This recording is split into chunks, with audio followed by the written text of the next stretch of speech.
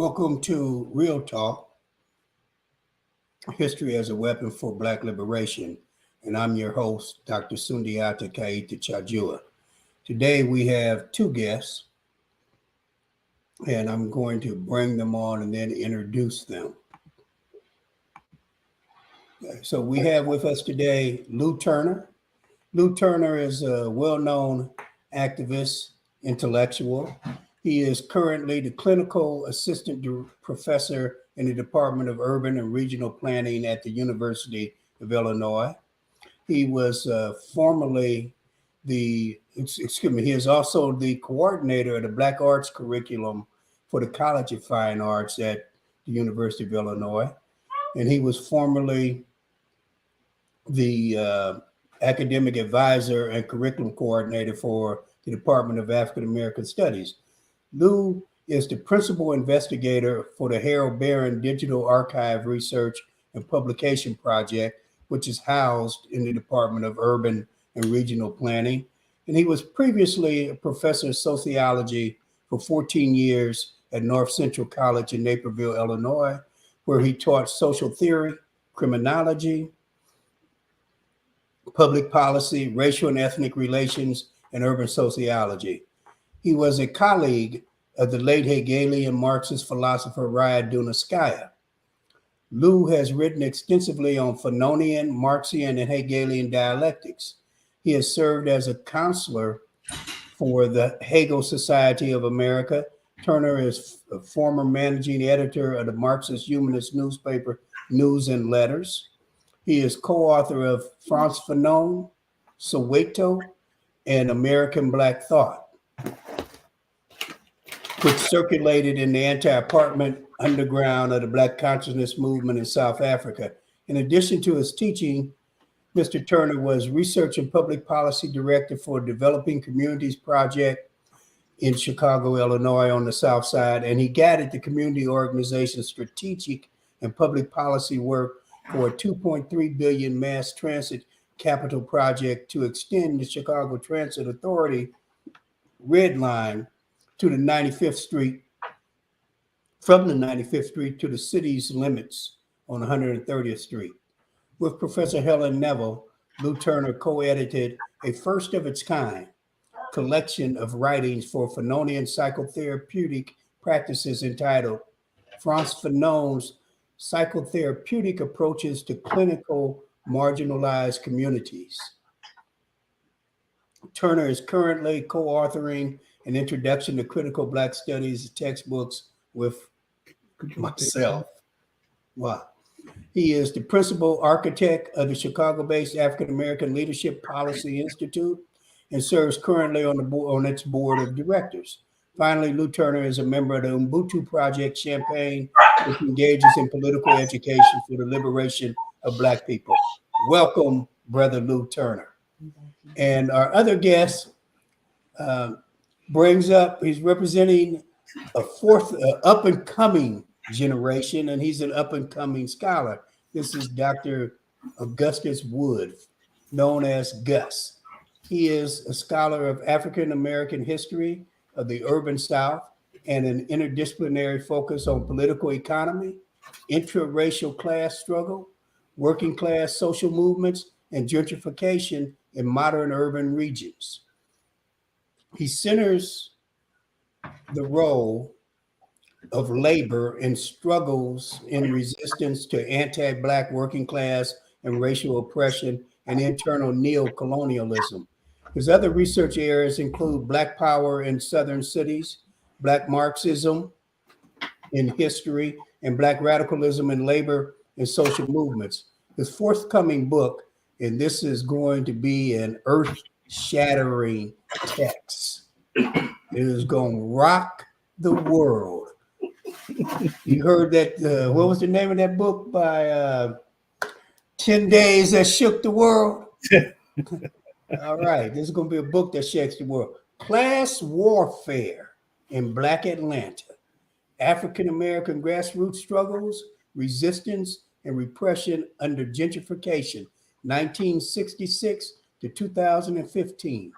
This book offers a radical critique of the political economy of modern Black Atlanta. Professor Wood is also a member of the Malcolm X grassroots movement. He hosts the podcast Off the Wall, revolutionary readings in times of crisis, and the radio program Radio Free Labor, which is a weekly show on the public station WEFT 90.1 FM. That's WEFT 90.1 FM. Dr. Wood is also a co-founder of the Ubuntu Project, and he is the former two-term president of the Graduate Employees Organization in Union Local 6300. All right. Thank you, Dr. Wood. We're informal here. I'm Sundiata, you're Lou and Gus. So, brothers, it is a pleasure. Y'all are, what can I say? You're not just comrades and friends and colleagues, but you mean more to me than than I could ever express. So it's truly a pleasure to have you on Real Talk, History as a Weapon for Black Liberation.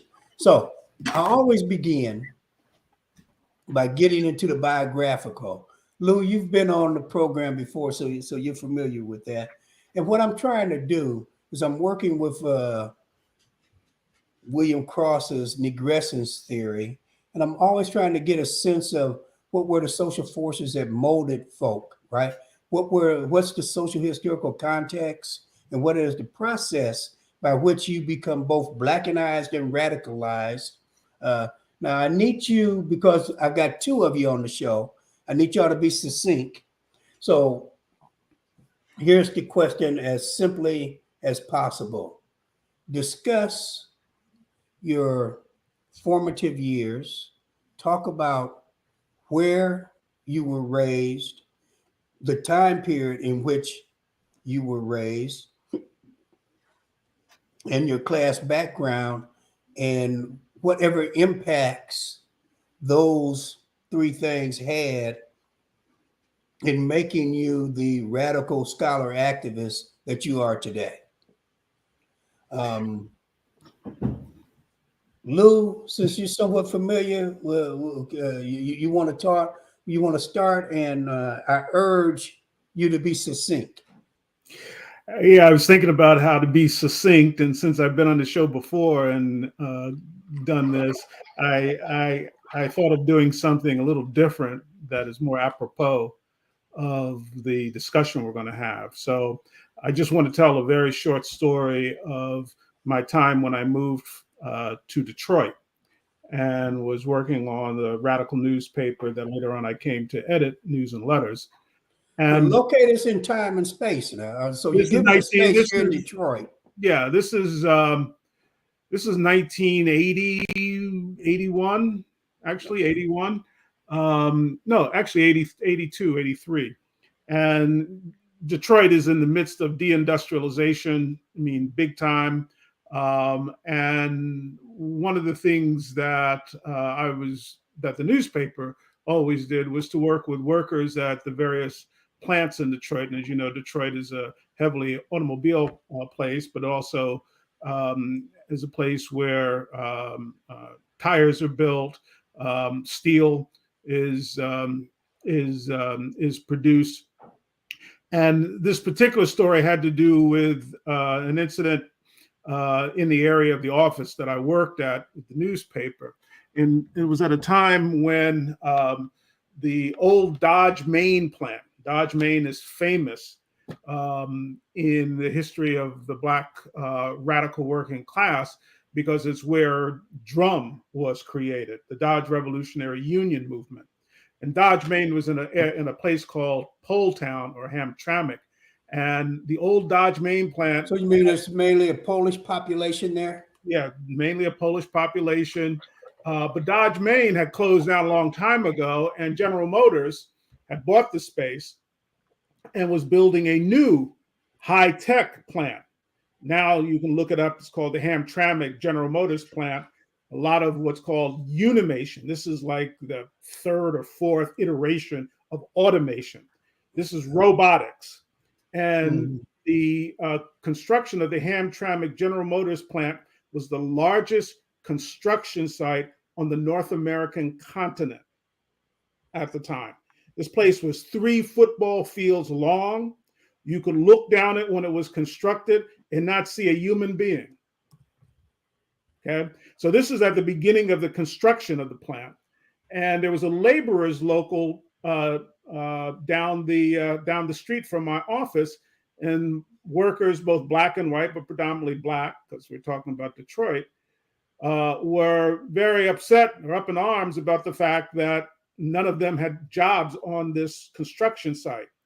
So I was out there as a journalist covering it and talking about what they were going to do, and also, part of the organizing of what they're going to do. So they decided, or we decided, to create an informational picket line at the construction site.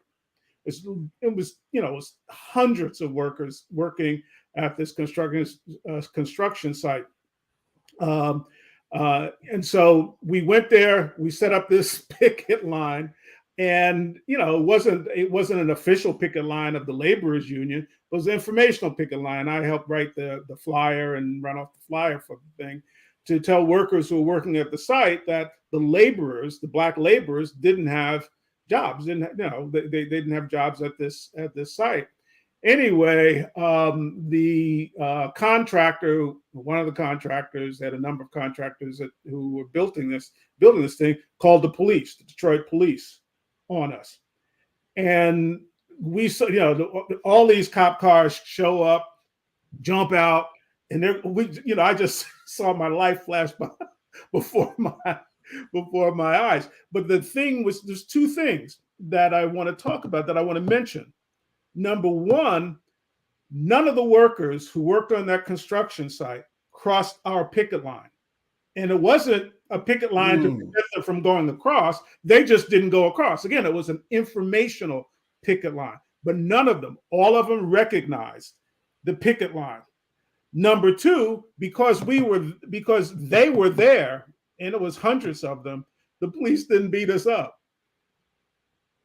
Mm-hmm. And that was one of the moments, it's not the only time in my life, but I chose to speak about it given the subject, as one of the times when I saw the power of labor.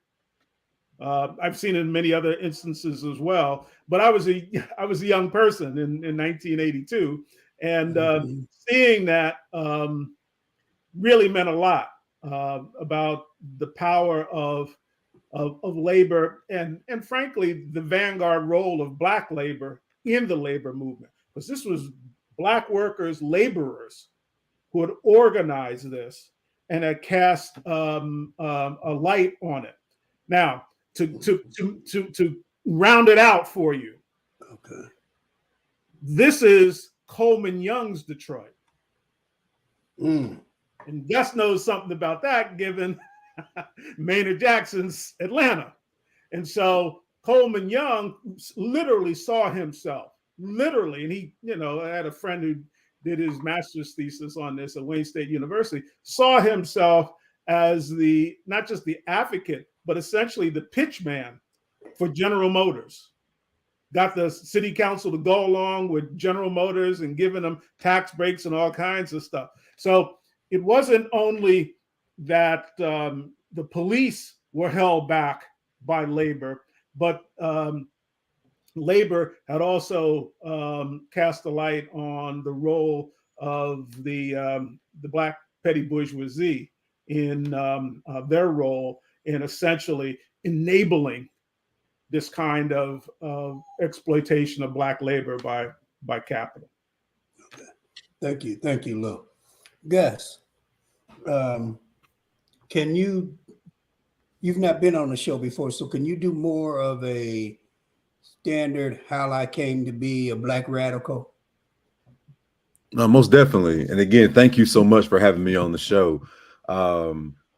It's funny because in talking with Lou, hearing Brother Lou's comments, one of the things I always remember my father saying when I was very young was when he was going to work that I got to go hit the floor. Like that was something that he would always say, I got to hit the floor. It's time to hit the floor. He was like, you're going to hit the floor. And so as I grew up in Atlanta, we grew up on the west side of Atlanta, which is one of the poorest parts of the city. Even today, it's still considered the poorest part of the city, even after gentrification. When you grow up in a city like Atlanta in the 80s and 90s, when it's predominantly Black people, and those same Black people are telling you, you should be thankful that I'm here and you're not dealing with those racist white people, it kind of shifts what you think about oppression, especially at a very young age. So pretty much what I had for me was I had my parents, my father working on the sewer lines as a public sector employee. So separating the sewer water from the clean water, and him talking about how his union got busted in the 1970s. And again, as a young person, I didn't really get the sense of what that meant, but just knew that there was a lot of anger around that.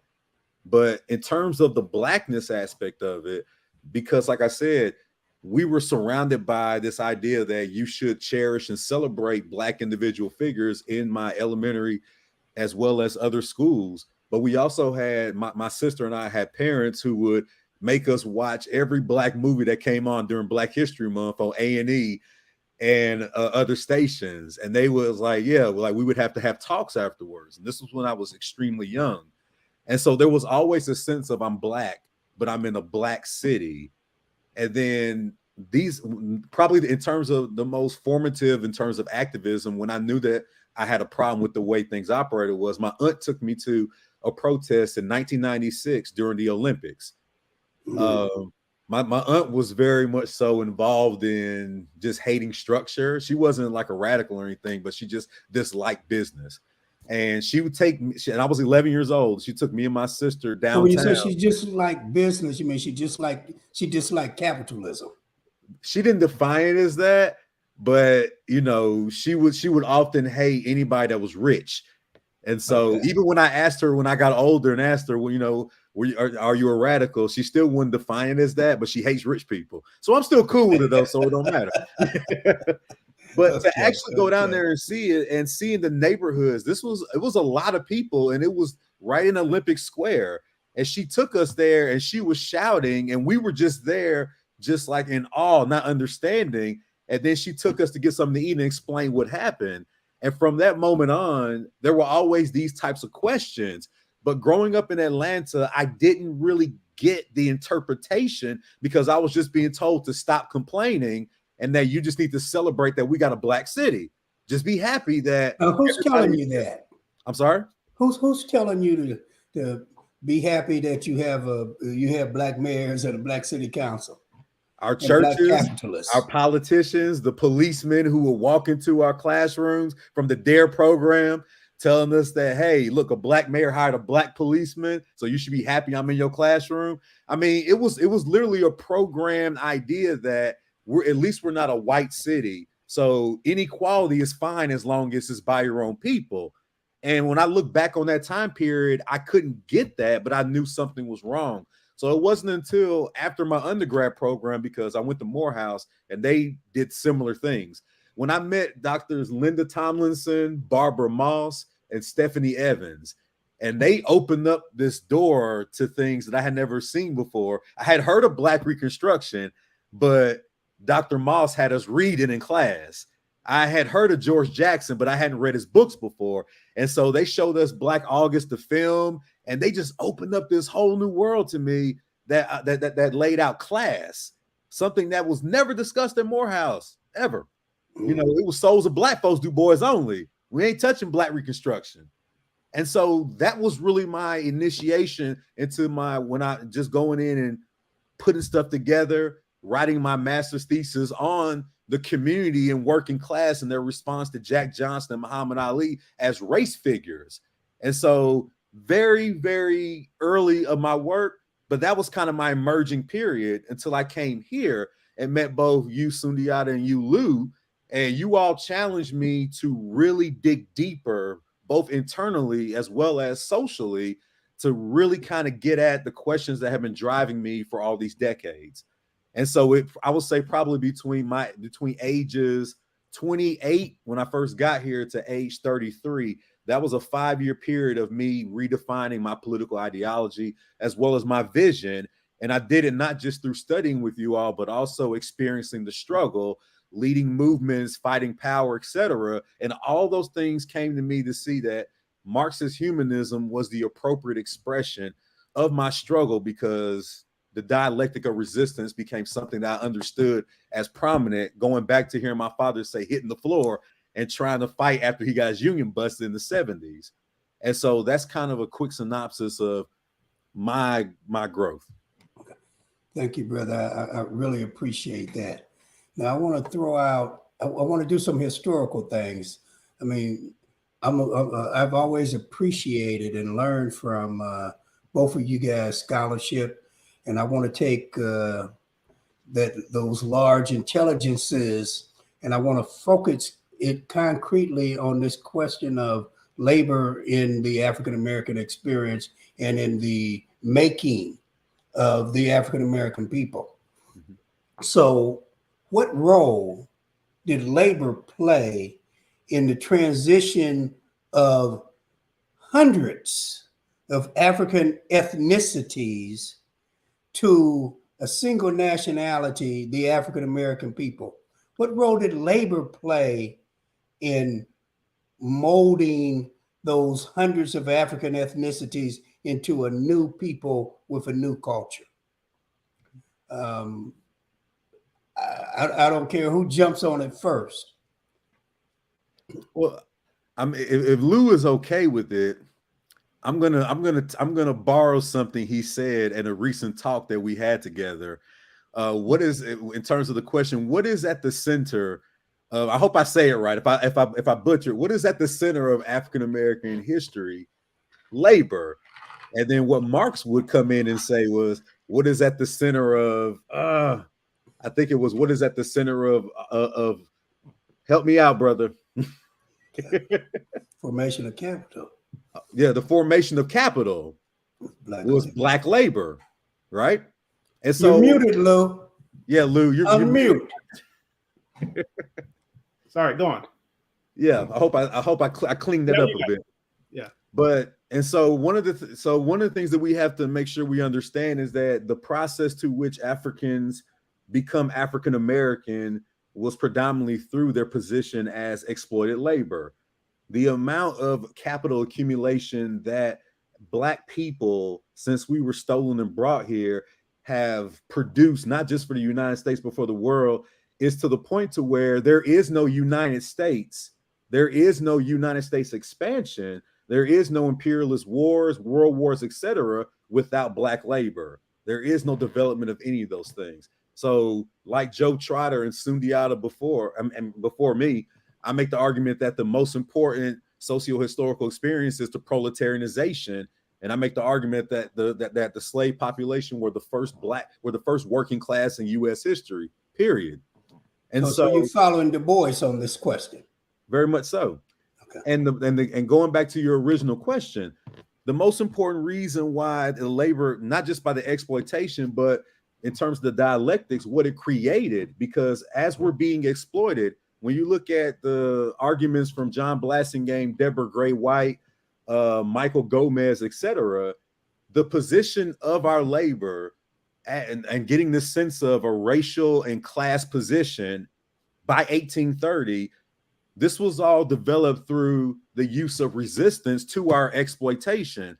You know, you have to remind people that when we broke tools and burned farms and fake sickness, it wasn't because we didn't want to work, but it was a protest against the conditions of work and to not be exploited and to disrupt the flow of accumulation for slave owners. And so again, the big thing about labor in African American history is not just the fact that it's been completely underwritten and understudied, but that to understand the African American socio-historical experience, you have to start with our position as exploited labor, and not just in slavery, but also moving through to sharecropping. Then when we become the Black industrial working class, and we become the dirty workers in terms of working in restricted labor, unskilled, unstable, low wages, having a ceiling, etc. There's all these positions of proletarianization throughout the time periods They were all consistent with a type of resistance and a type of community building, social institution building, and fighting for power that led to the creation of what you have, which is Black urban neighborhoods, Black communities, even rural towns, etc. That comes from our position as exploit labor and our resistance to said position. And so again, you can't really understand African-American socio-historical experience without understanding labor at the beginning of Black people's history in the US. Okay, I appreciate that answer, and it certainly gives us insight into the development of the African American people over the long sweep of U.S. history. But I want to go back to an origin moment. I want to focus on that moment when we've got hundreds of African people from South Central, West Africa, a few from East Africa, and they're on these plantations. And I want to know the role of labor in forging them into one people. Professor Turner. It's about the blues. Okay.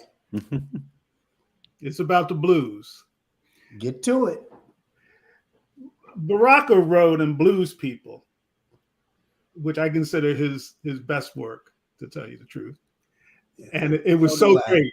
It was so great that when he republished subsequent editions of it, this was 1965 when he published it originally. He was still a student, a graduate student, actually in philosophy at Howard. But it was so great that when he republished subsequent editions of it, from the new introduction that he wrote, it was clear he had missed what it was really about.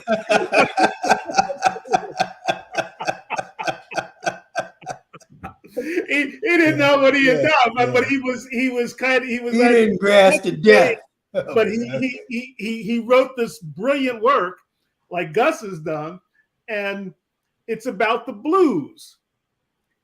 Baraka has this beautiful example of what you're asking, in my view, about. He says, Africans working on their own fields, in their own land, singing their own songs. Okay? Africans working on the fields of their white enslavers and oppressors, singing the same songs in the same dialect. We're talking about the first, second generation. Singing the same song, but there's something different in the song. Okay. It's called the bluing of the note. Yeah. It's the difference between a man and a woman working on their own land for themselves, in their own country, in their own spaces. Working on communal land, communally owned land. And doing the same work in a certain sense. Yeah. I mean, because it's agriculture. And singing the same songs, because they haven't learned English or anything yet. And it's in the same dialect, but you can hear something different in it. And was what becomes the blues. And so it's in jazz music, musicology, it's called the bluing of the note. It's something, it's some intangible you can't put your finger on, but it's there. And so I would say that, what brings these disparate, because we're talking about a continent, right? Yeah, we're talking about a continent, the second largest continent on the planet.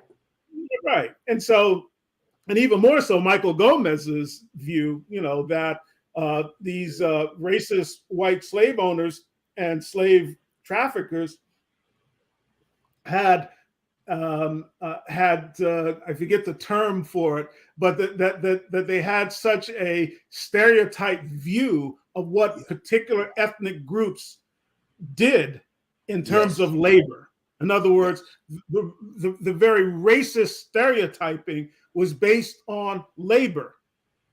even before anything else. I mean, you can get into skin, you can get in all kinds of other things.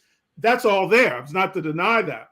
But in terms of the practicality of capital, different ethnic groups in Africa were selected and sold to different parts of their colonies. Yes. And based on presumed expertise with particular crops.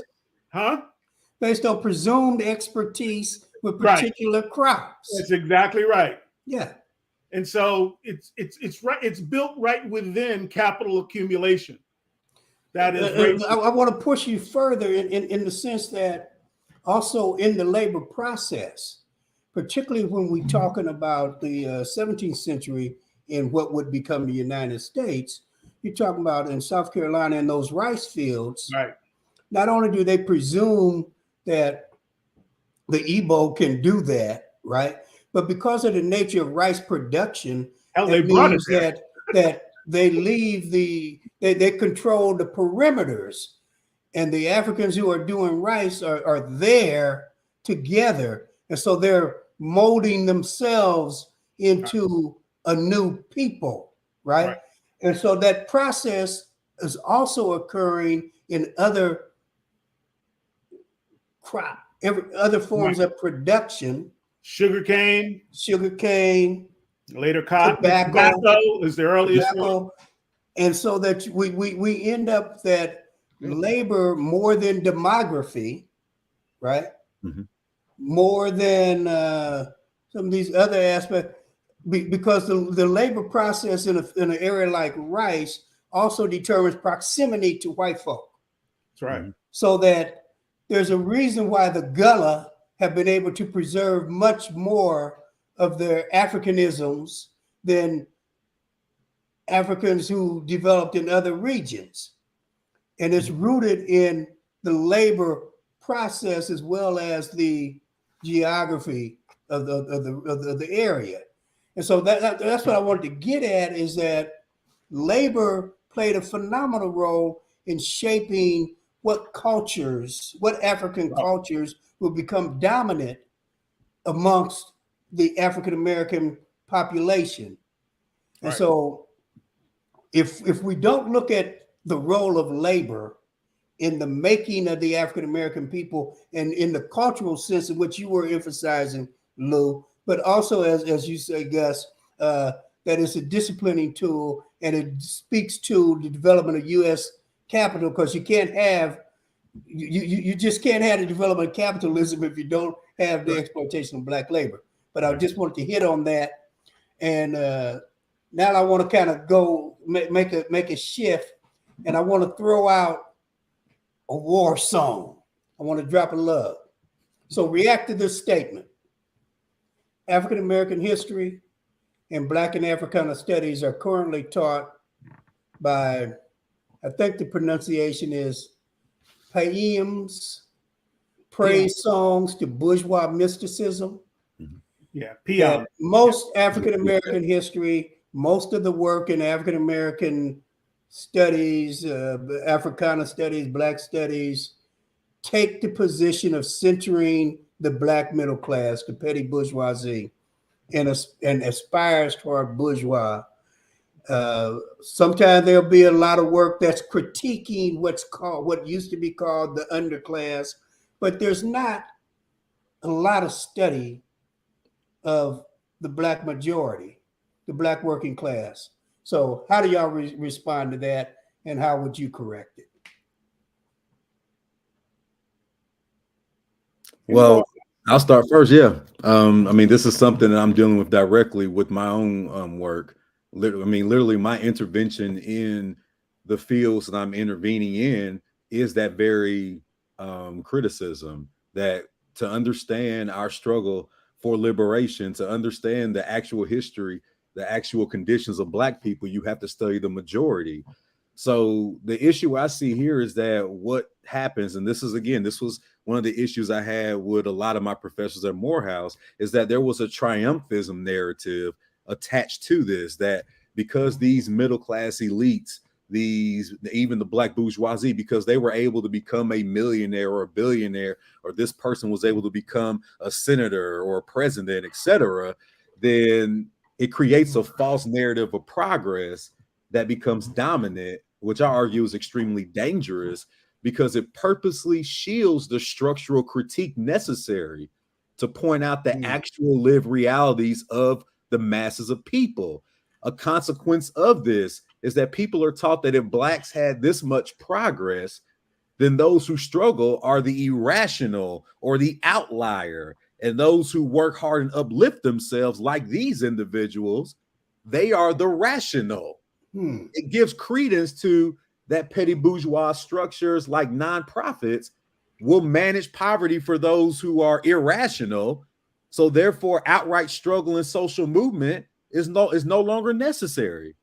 So it's an insidious way to reduce the impact of race and the impact of the working classes, not just in the history, but in the actual realities of people, that these one or two or three individuals in specific spaces, great men and women theory and stuff, that these people were the ones who drive history, who drive our conditions. And therefore, those who can't accept that or who can't make it, then they're the irrational outliers. We can't deal with those people. But didn't the criminal Jay-Z literally say that no need for protest anymore?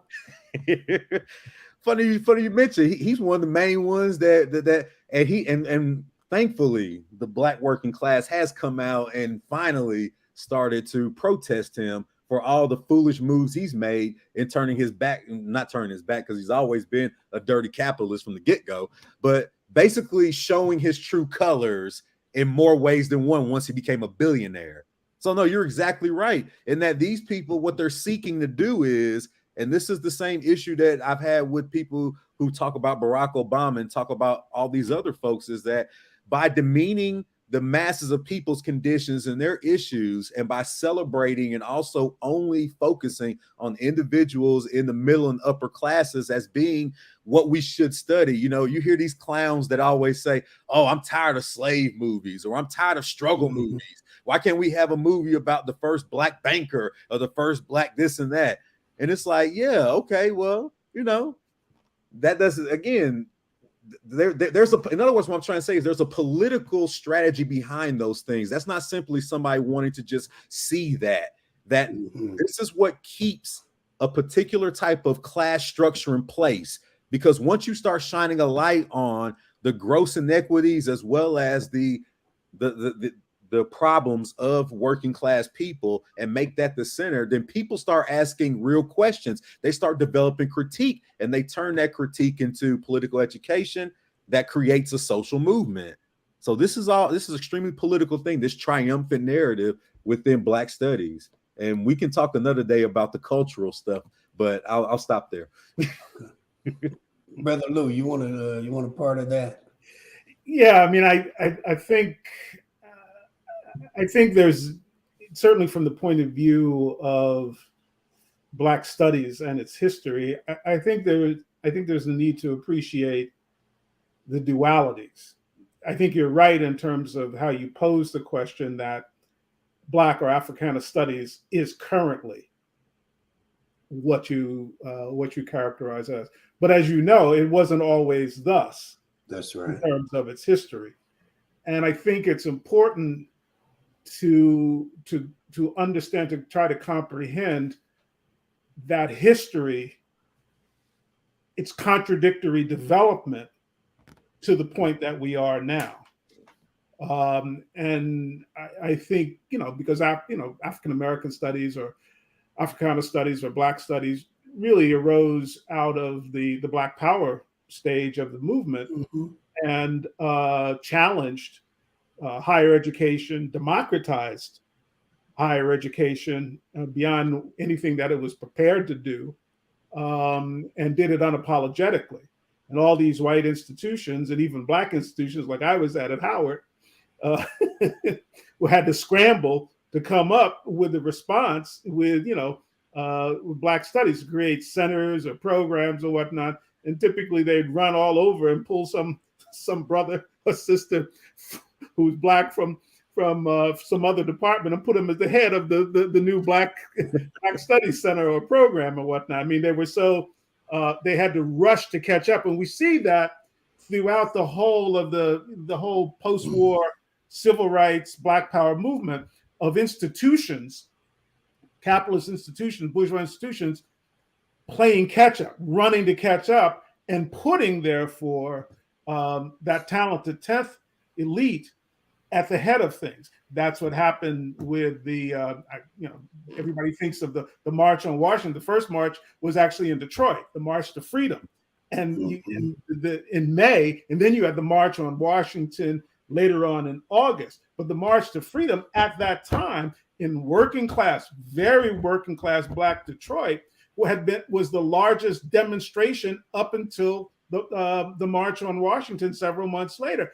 And literally the SCLC people and core people and leaders and whatnot were getting off of planes and whatnot in just outside of Detroit and rushing to catch up to get it, then be put ahead of the march. And so that when, for instance, when Malcolm in the autobiography calls it the farce on Washington, talking about the March on Washington, he was right, not as some kind of just a backhand slap. Right. Read his description of where the idea of the march arose.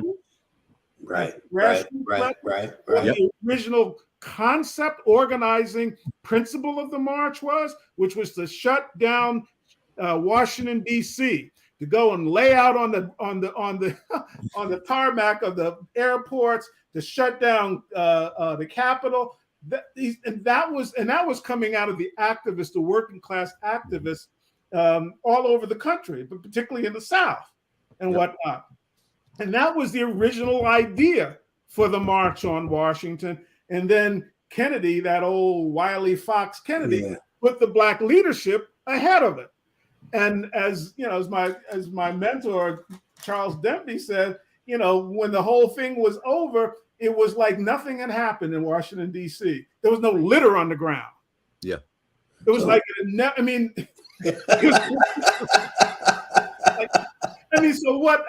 and so if people get beyond the thing, well, Malcolm was just, backhanded, no, read what he says. It's a really great, political and really sociological, social movement analysis of what it was supposed to be and what it came out of that year of 1963. And so that kind of thing, that's the stuff that, Black studies was about at one time. That was the kind of things that I know at Howard. I mean, the Howard movement was in part to get Black studies at a Black university, man. Right. I mean, it's crazy. They fired Nathan Hare and whatnot, and he went to the San Francisco State and started the first program. I mean, so it was crazy. So it was radical. It was a student-run movement, working class students, because it's the first time that they began allowing, they had open admissions and not just. Okay, see, Lou, that's where I wanted you to go. So let's get to the class base. Came in, it was my generation. In other words, Lou, what you were discussing about the nature of Black studies at its inception, right? It's part of the U.S. Capitol is searching for a higher skilled working class and to create, to expand the professional managerial class. And that means that they have to open up the universities to working class people, white and Black. Right. And so the class base of who creates Black studies, right? That class base has systematically been blocked from higher education as we've moved from 1968 to 2022, so that very few of the people who get PhDs are folk who look like that first generation of Black folks incorporated into the academy. And even then, the petty bourgeoisie was disproportionately represented. But the point is that the class base has turned, and with a different class come different interests. Right. That's right. And Black studies now reflects the interests of a petty bourgeois class, right, who are second and third generation of the professoriate, or at least of the technical managerial class. Right. And they don't grow up in majority Black communities. I think you have to look at the contradictory development of African American studies, because there's a lot to be learned and stuff you want to preserve in that dialectic, in that origin and whatnot. I mean, when I was academic advisor over in Afro, when you were head of the department, and when students would come in and said they want to take class in Afro, and later on we got the degree in 2008 and whatnot, I said, well, what do you want to do with with a degree? Because I know what your parents are telling you. You can't get a job with that and whatnot. And literally, Sundiata, this is not hyperbole. Believe me, this is not hyperbole. I would say 90% of the Black students who came through there, and I forget the census I kept, but at the time I had like 76, 77 students, both undergrad and grads, who were majoring in African American studies or getting a graduate concentration or minor in African American studies. 90% of them said they want to go back to the community. Mm-hmm. Okay, now whether they did that or not is another thing. But also, did they want to go back to the community and service? Did they want to start a business? Yeah, let me finish the point.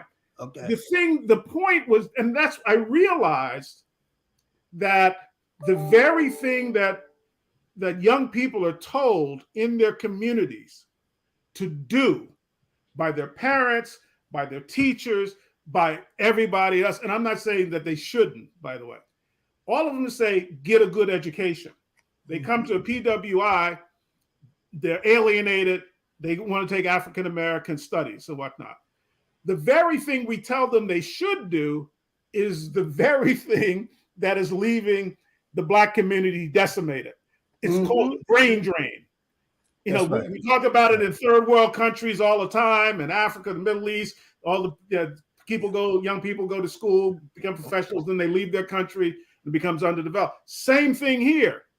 So the idea that Black studies could turn that curve and tell them to go back, and that was, in fact, that was coming from them, and that they would learn in African American studies at Illinois to go back to the community, to bring back to the community. I don't think we should give that up. I mean, I get the point, your point, but African American studies still has a role to play. No. I'm never suggesting give it up. I'm saying we got to fight for it. Yeah, right. We have to fight to turn it around. But I'm also saying that many of these folks can't go back to the Black community because they're not from the Black community. Right. Now that's certainly that has been a shift demographic. Sure. They develop their sense of Blackness is literally formed on college campuses. Right. Yep. Okay, but we need to move on, because if we don't get to the contemporary stuff, our audience will have something to say, and they should. So I want to throw out 2 data points. The first data point is, and I consider these to be interconnected, right? 1, between 1935 and 1945, Black union membership increased from 150,000 to 1.25 million. Okay. Between 1935 and 1945, Black union membership increased from 150,000 to 1.25 million. Simultaneously, Black median family income increased from 41% of white family median income, i.e. 41 cents, for every dollar a white family made, Black family made 41 cents. That's the case in 1930. By the time we get to 1950, Black median family income is 60% of white family median income. The highest it ever gets to is 69% in 1975. It's dropped steadily since, right? It is now around what it was in 59, 1960. So now that data point suggests to me that there's a relationship between the Black community being able to make advances and improve quality of life and improvement in the lives of Black workers. So, in the field of history, particularly urban studies, Joe Trotter puts forward in 1985 in a book called Black Milwaukee. Now, there's a dissertation that comes out earlier that speaks to the proletarianization thesis, but we come to know it not from Joe Thomas's dissertation. We come to know it from Joe Trotter's book, Black Milwaukee. And the proletarianization thesis argues that it's the formation of a Black industrial working class that that undergirds the foundation for the social movement, for Black business development, for the upsurge in the Black community during the mid-century, right? So my question is this. I grew up as a graduate student reading the proletarianization thesis and became having read Marx. Now we can debate the extent to which Trotter really captures Marx, but the point is that he's got the proletarianization thesis. That thesis emerges for probably less than a 10-year period, probably about 6 years as the dominant thesis in Black urban history. It's supplanted by something called community building, which brings back in the middle class, the petty bourgeoisie. My question is, how do we account for this, the loss of the why did the proletarianization thesis, why is it no longer the dominant explanatory framework for our understanding of the urban Black experience? And I would even say the rural Black experience, but that's one of the things Trotter misses. Rural people are also proletarianized. Yeah, I agree, Sundiata, that it's kind of funny too. When I took your course and we read Black Milwaukee, and I was worried because we hadn't discussed the book before. But my biggest issue with it was, why is he only talking about the industrial working class? And I was like, man, if I say this to him, I'm about to get crushed. And I brought it in because, again, I didn't know what you thought about it. And I brought it in. I was like, yeah, he's leaving out all these other groups. And you were like, thank you. Because, again, when you first engage a book of that magnitude, right, and it's like, I got this big critique about it, such and such. But I digress. The reason why I bring up that anecdote is because I think one of the major reasons why there was I wouldn't even call it a dropping of the thesis. I argue that there was a backlash to it. Because essentially what Trotter does in the book is that he cast the middle class and upper classes as being both a detriment on the organization capacity of the Black working classes. He paints them as what I call, because I watch a lot of pro wrestling, as heels. They're the villains, and they are the villains. Exactly. And again, this is the first book that actually that really cast them in that from a labor and an urban perspective. And so there was a backlash to that, because something we talked about before, what Black unionization did for the Black community in terms of the structuring, all the accountability to building movements outside of labor. Because remember, a lot of community members would join unions and push community issues within the union space. It says, we're not just going to fight to strengthen our unions. We're going to fight to make sure that we build these rec centers, that we have affordable housing, that we get these killer cops out of our neighborhoods. So again, you had what I would call, you had union stewardship that came from Black unionization. And so when you put that as the forefront of what's happening in Black urban spaces, and you fight against the ghettoization thesis, you fight against the underclass thesis, all these other things that are coming out at the time, there's a lot of backlash to that. And the middle class wants to have put themselves as the triumphant heroes of the working classes. Because again, anything that makes working people, everyday people, look like they have decision-making power over their bodies and how to fight is a detriment to class stratification and class warfare that currently operates. Because you can't have people thinking that they can actually fight and win, as we're going to talk about later when we talk about current labor struggles. Okay. Lou, you want to jump on that? Yeah, just very briefly, because I know we got to move. Just to blow up the the whole premise a bit. Okay.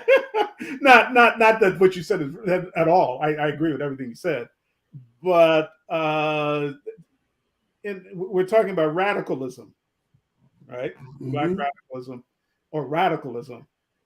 And I'm sorry, but that in 1945 through 1946 and 1948, CLR James and Raya had that position already. And in fact, Raya's article on Negro labor and Marxism has a whole section called the urbanization and proletarianization. So I don't know where Trotta's pulling it from, but there is certainly is precedent within the radical movement. And I don't know that it's one of the things that I always thought. Let me say that they're not cited. Yeah, they're not cited, but it's one of the things that it's one of my, critiques of Africana studies and various disciplines within it it's not as deep as it could be in studying radical history in general and Black radical history in particular, because a lot of this stuff, I mean, as far as Africa or something like that, you're being too kind, Lo. Yeah, there's absolutely an evasion. Right. Right. I think one of the things that we do in Malcolm X grassroots movement here in Champaign-Urbana for our political education, we have actually emphasized the old stuff. Right. Because it has that richness and that depth. Right. And that if you don't understand what came before, and I would suspect that Trotter probably had no idea of Raya and CLR having made that statement. I'm sure he knew who they were, but I don't think he had ever read that work. And that's one of the reasons why we see such fumbling and confusion, is that folks are not grounded in in political education. Right. And the political conclusion that CLR and Raya drew from it, because actually CLR wrote the thesis, the position paper for the Workers' Party at that time, before they later broke with that stuff. But CLR wrote the position paper, and Demby talks about it in his autobiography. And in the position paper, CLR and Raya wrote more articles on it, called for the independent Black movement. Yes. And the left just went crazy. I mean, they couldn't, it was an independent, I mean, the conclusion, the political conclusion they drew from their analysis of proletarian, the long history out of slavery, Jim Crow, proletarianization, urbanization, industrial capital, all that kind of stuff. The conclusion they drew was the politics of an independent Black movement. This is in the 1940s, man. That's right. This is World War II. And just immediately after World War II, that's what they were calling for. I mean, this wasn't what they called for. This was the conclusion that naturally flowed from the analysis and whatnot. So yes, proletarianization, urbanization, it can be sociological, that can be socio-historical, but in terms of the politics you draw from that, I don't know that Trotter goes there, and he's an historian. Maybe he's not supposed to do that. But in terms of the politics, they had the same analysis, but it was incumbent upon them to draw certain programmatic, political, and organizational conclusions. And Well, I think what he does show is that the Black working class led the formation, the community building process in Black communities, as opposed to that very tiny petty bourgeoisie. Right. And since Trotter, people have glorified that 0.5%, that 0.7%, that 0.1.3%, as if there was enough of them to do that. All right, so we're at that 8 o'clock hour. And so I want to ask another kind of question, get us into the present, and then we'll go to the questions and comments that are in the chat. So, just as the Black Liberation Movement has experienced an upsurge since the police killing of Michael Brown in 2014, labor struggles have also resurfaced. In recent months, we've had the successful unionization of the Amazon plant on Long Island, New York. We've had a strike at an auto plant in Indiana, nurses in Minnesota and Pennsylvania, across both states have gone on strike. Timber workers in Portland have gone on strike. On the West Coast, the International Longshore and Warehouse Union and the Pacific Maritime Association has gone on strike against automated ports. There have been teacher strikes in Seattle, Columbus, Chicago toyed with it. And there is a barely aborted national railroad strike last week. Why this upsurge now? And Black workers are central to a number of these struggles. Mm-hmm. Yet, the Black Liberation Movement is not engaged in these struggles. They're not centered in Black liberation movements, whether it's the liberals or the radicals. Mm-hmm. So, talk to that. Ooh, there's a lot there. Yeah. The first thing is, why now? What we've seen throughout history is that you have upsurges of struggle when there's room to breathe. Mm. The Trump regime and all of its acolytes that he put in place were so repressive that you didn't see the kind of expansion of fight, especially in labor, that you would see today, right? And I think a lot of it has to do with the fact that, number one, there are now more resources, not a lot now, but there are still more resources now to where people feel like that they could build a social movement locally for either a union or they wildcat. Let's not forget now, over half of the strikes are wildcats. Yeah, over half of the strikes since 2020 have been wildcats. Yeah. And so people are feeling that they have now some room to breathe to wildcat and take the risk, because it's not as, because let's not forget now, the last major strike. So Gus, let me hold you for a moment, because I want to clarify something, because we got competing theories, right? There are those people who believe that revolution comes from repression. You're arguing that revolution comes from when there's space is open up and people have room to organize. Yeah. Okay. Because they're I wouldn't call them, I know people call them ultra leftists. I call them conservative leftists, because that they're pretty much coming from a conservative standpoint and not actually being engaged in struggle. But when you don't have any resources and you're worried about trying to eat or trying to take care of your child, you're not organizing a mass movement that can have success. So again, once you have some breathing room where you could have any semblance of material, as well as the ability or capacity to have time to do the work, which typically occurs in less repressive regimes, then you have the capacity to move from the incipient stage to the infrapolitical stage, which I argue is the next stage in social movements. That's one of my interventions. Then to the emerging stage of a social movement. And so we need to be clear on that's when those things occur. But the point I was trying to make is that in terms of the I lost the point there when you brought that point. What were we talking about? The surge. Yeah, we're talking about why the surge now. And so you were laying it out that it's room to breathe. Yes. The second part of the question was about black folks. The last major strike in the Trump regime that shook the world was right before COVID, was University of California workers. And what happened to them was the police came and beat the crap out of them and then shut everything down. And so again, plus the state regime as well as the international unions, the international union leadership spoke out against that strike. So again, there were a lot of forces at play during that last big strike when Trump was president.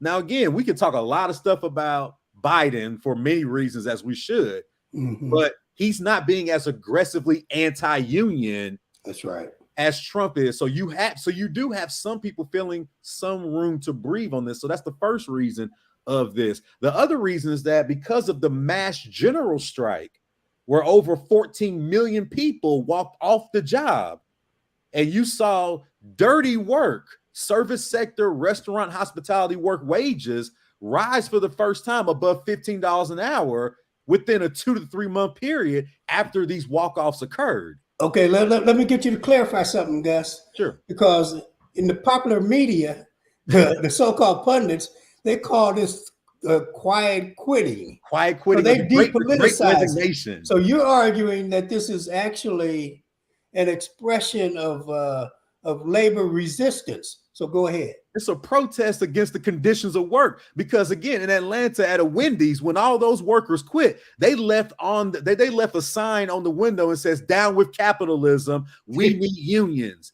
Up in North Carolina, I forgot what store it was, but all the workers there held an informational picket after they quit in front of a major restaurant out there, describing their conditions and why they no longer will work there. And then again, we'll talk about the other unions later. But the point I'm trying to make is that once people get to that point to where there is a redefining of goals, materials, time, etc., then you're going to have some building of local movements. Now, again, nationally, we're a long way to go, but locally, people have been finding ways to mobilize resources in Alabama, in Amazon, in New York, in other spaces where they can actually not just mobilize, but they can organize within the labor space as well as in the communities, because a lot of these things are happening within the community. When you look at the teacher strikes that were happening the past couple of years, those were not done within the school systems themselves. People were going into neighborhood homes.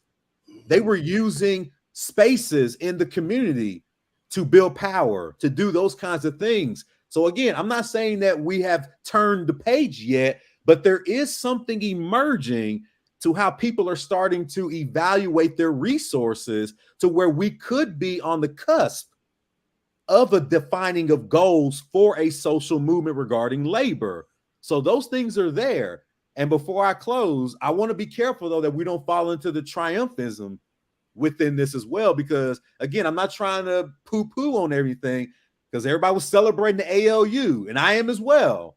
However, I'm deeply concerned with the future of that local unless they undergo significant internal organizing efforts, because Amazon already said they're spending billions of dollars to make sure they never get a first contract. And their vote was only a little over 50%. And as somebody who has organized a bunch of votes in unions, that's not a good percentage, because you're going to be worried about that other 40 some percent when you go to Wildcat over your first contract, because they're going to have to Wildcat to get a contract. You got to worry about 40% of your members crossing the picket line who didn't agree with the union in the first place.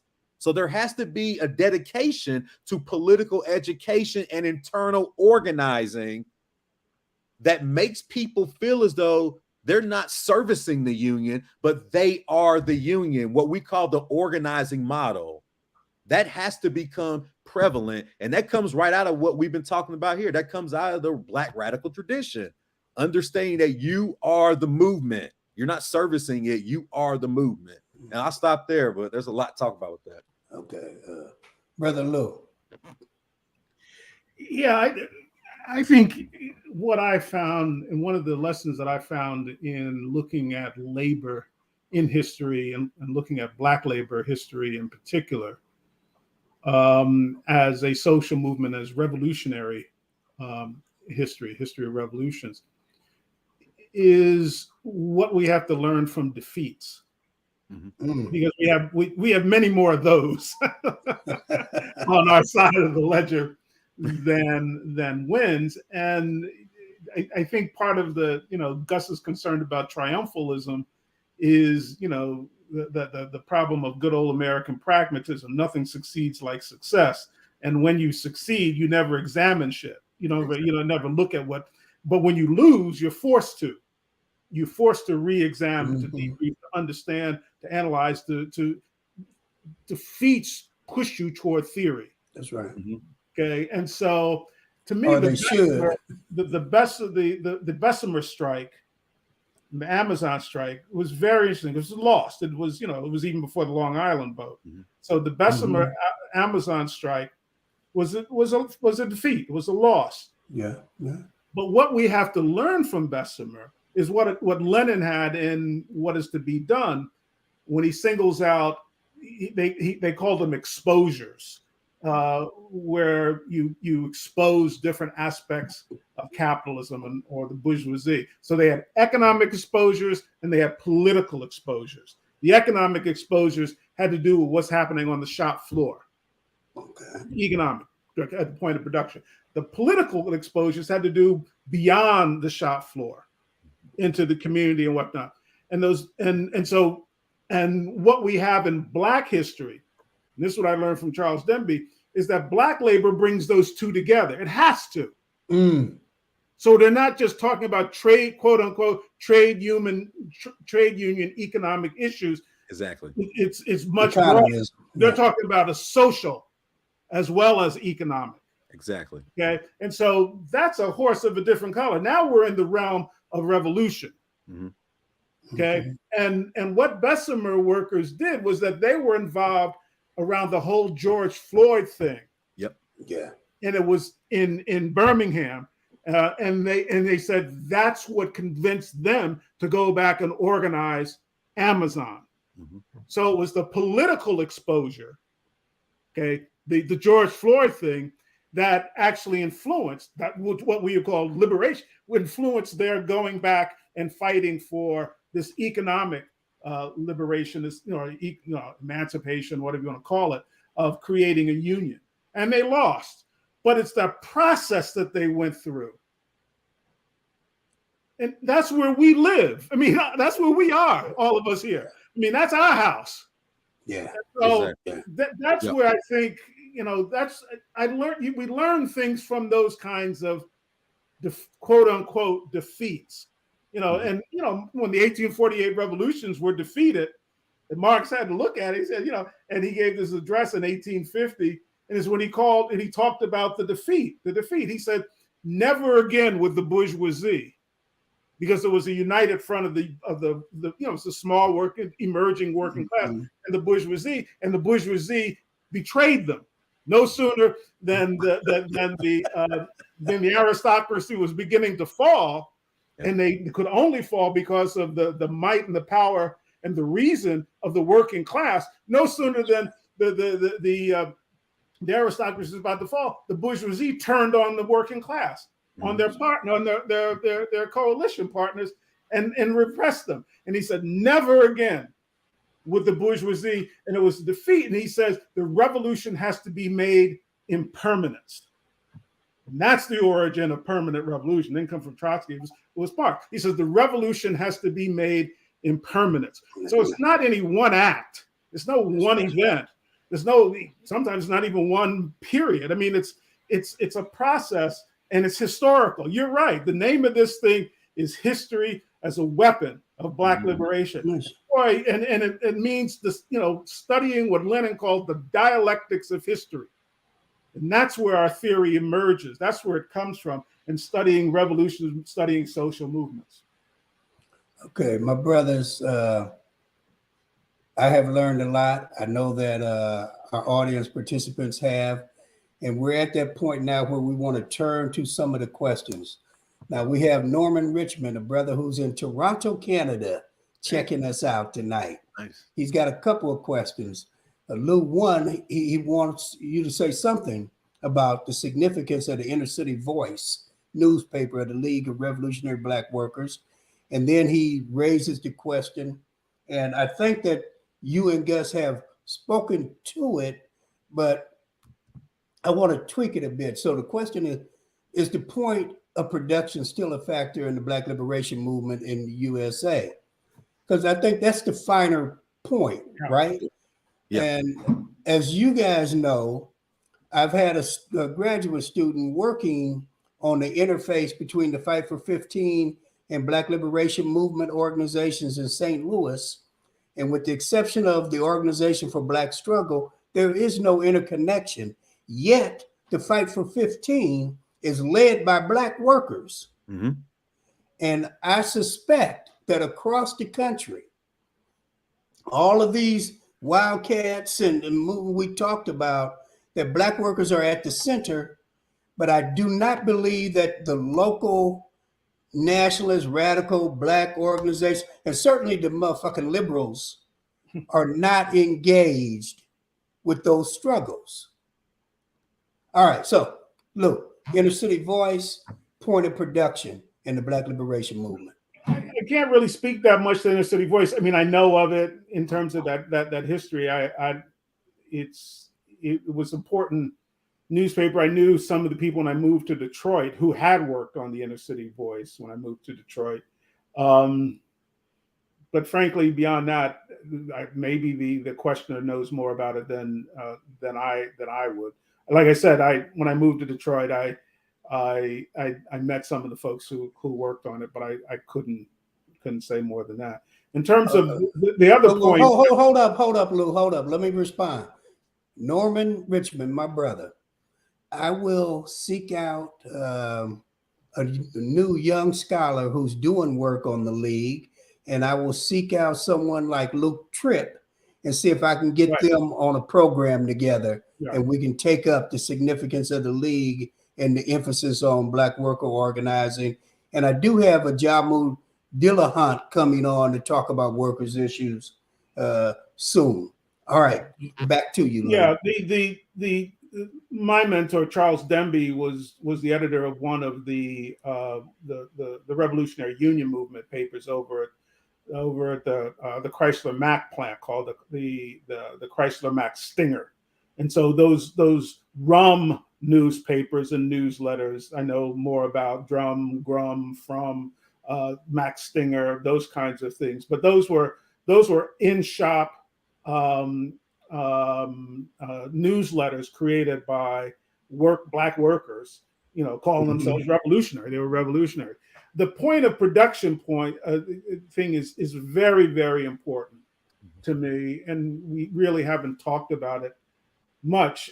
And that I think that's where a lot of work needs to be done, because that history that you gave in terms of proletarianization and the increase in incomes, working class incomes, and all that was one period. And after, as you know, 74, 75, and the restructuring and beginning of deindustrialization, it's what I call the purge of Black labor from industry. That's right. And so that long period, and so you have the development of the whole service sector, capitalism, and even now the recent stuff is around proletarianization.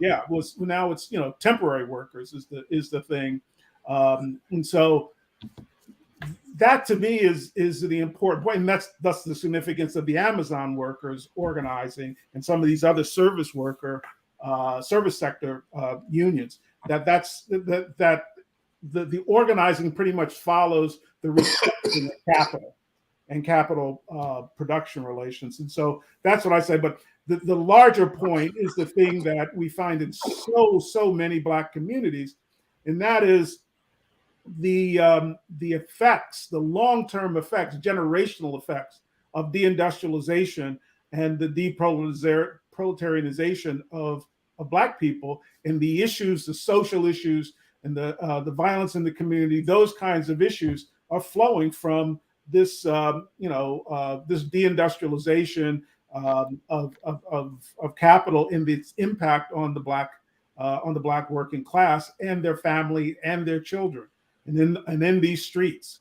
And it has cultural ramifications, ideologically, you refer to in terms of hip hop. I mean, there's a lot to it, but it's not what it was. That's true. And the question is, can you organize when it is not that? And I think some of the stuff that we've been talking about in terms of this, service sector organizing and whatnot, shows that there is organizing going on. But then the question is, then what do we do about these social problems and the Black community organizing itself on the basis of this new restructuring?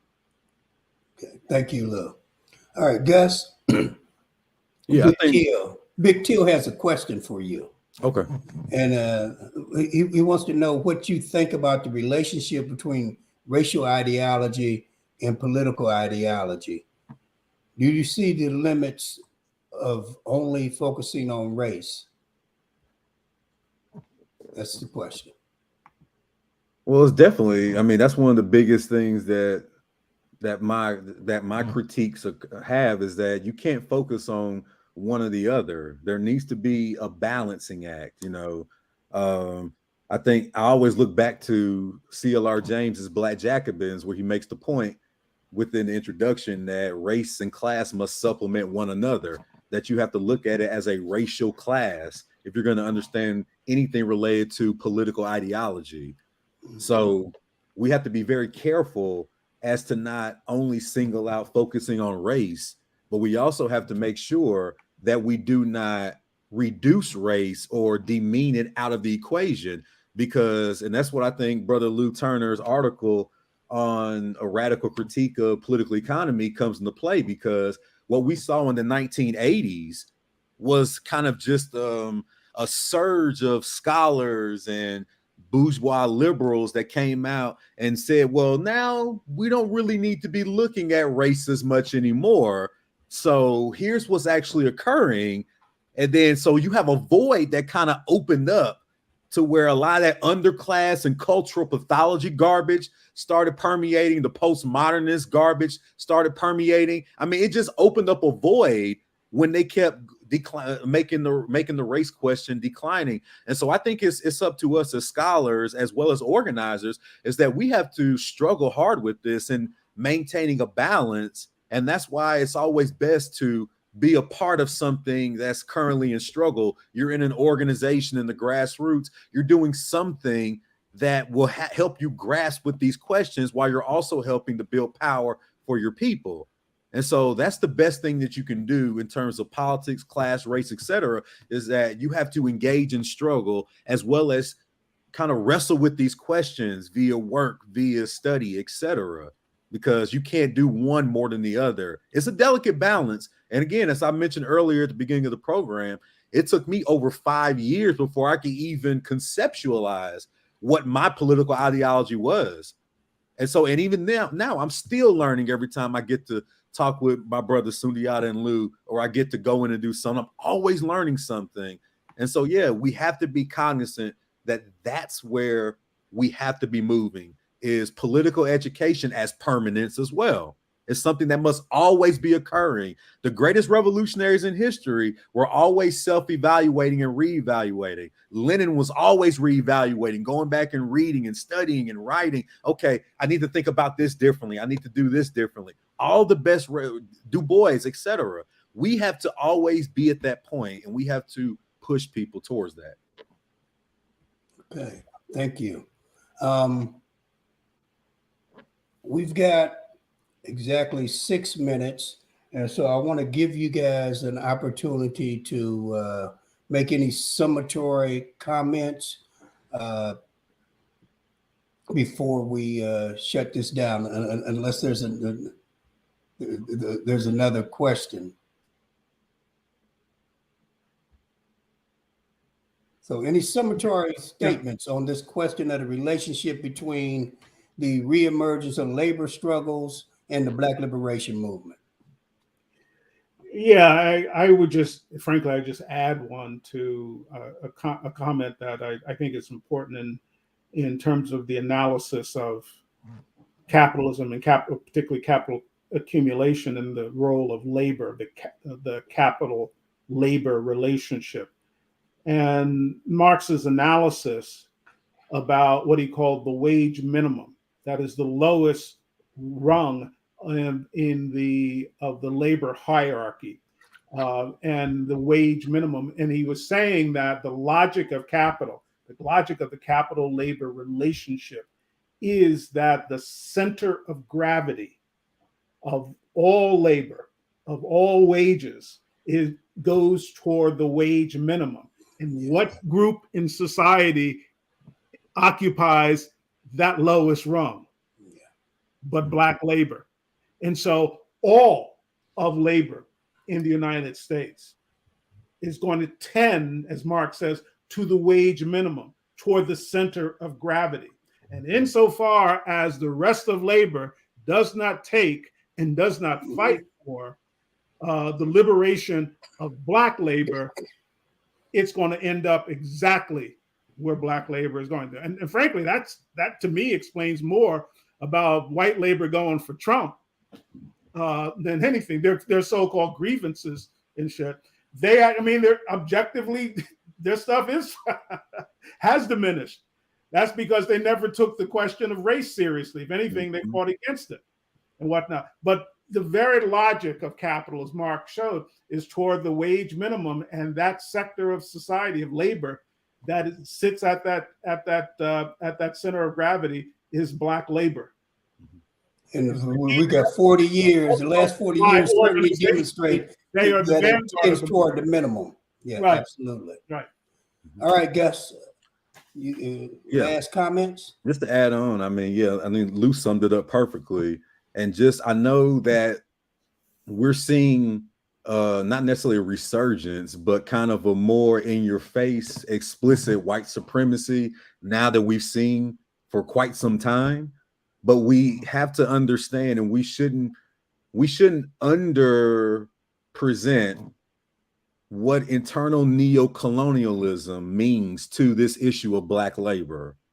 Mm-hmm. That there is a significant need to understand how capitalists took members from that Black labor pool and said, we're going to restructure how not only that we accumulate, but how we manage. Right. So these are key points and key elements, and we need to be pushing the study and the presentation, etc., debates on the internal neocolonialism theory if we're going to truly understand everything that we've been talking about today and the current crises within Black labor. Right. I would say just one other thing, Sundiata, if I could. And I've used this in a number of articles. Marx said, the most talented men of a ruled class are incorporated into a ruling class, the more dangerous is its rule. Absolutely. And that's what we've seen. And just to we've seen. This point. As we're rolling toward our conclusion, I just want to amplify that point that would you have ever thought that the face of U.S. imperialism in terms of the president would have been a Black man, Barack Obama, a vice president at another point in the form of a Black woman, Kamala, what is Kamala's name? Kamala Harris, and a Black man as Secretary of Defense. Yep. I wouldn't have before I met y'all. Going back to the original point, that's what the development and the political education means to us. Though. That's important. Okay, and so to conclude on that note, we need to reread Robert Allen, Black Awakening in Capitalist America, and understand internal neocolonialism, because that explains what's going on. And I want to thank my two brothers, two brothers who I sincerely love and learn from every day. And it's a pleasure to be engaged with them theoretically and on the streets in terms of the work that we do. So thank you, Professor Lou Turner. Thank you, Dr. Augustus Wood. And I am Dr. Sundiata Kaita Chajua. And this has been Real Talk, History as a Weapon for Black Liberation. And